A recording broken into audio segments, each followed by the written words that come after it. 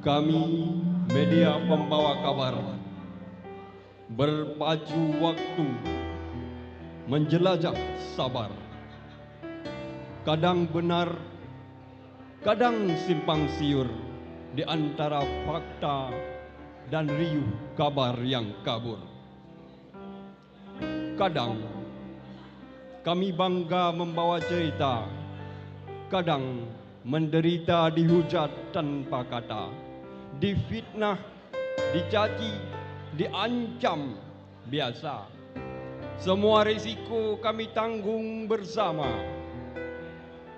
Kami, media arus utama, bekerja sesuai undang-undang pers yang nyata, menjunjung etika, menjaga berita tak asal tulis demi sensasi semata. Namun di luar sana, bebas sosial media tak beraturan, kadang lewati batas nalar manusia. Tanpa izin, tanpa sumber jelas, karya kami dicuri, disalin bebas. Meliput kabar berjam-jam di lapangan, menembus hujan, panas, angin, badai, bahkan tekanan. Mengolah fakta jadi berita yang terang, tapi dalam menit diambil orang, disalin ulang, dijadikan konten tanpa menyebut kami sebagai sumber yang paten. Kami, media arus utama, menjaga hak rahasia rakyat jelata, verifikasi, klarifikasi jadi senjata agar kabar tak menyesatkan bangsa.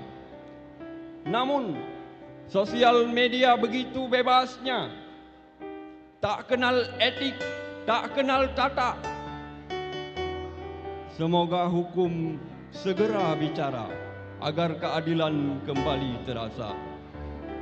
Kami, media arus utama, penjaga damai, pereda luka bangsa, menulis dengan nurani, bukan hanya suara, agar negeri tetap sejuk, tak dibakar hoak semata. Seperti The Aceh Post yang senantiasa mengabari dunia, membawa kabar untuk semua, setiap hari, tanpa henti, tanpa lelah, demi cahaya informasi yang tak pernah patah. Assalamualaikum warahmatullahi wabarakatuh.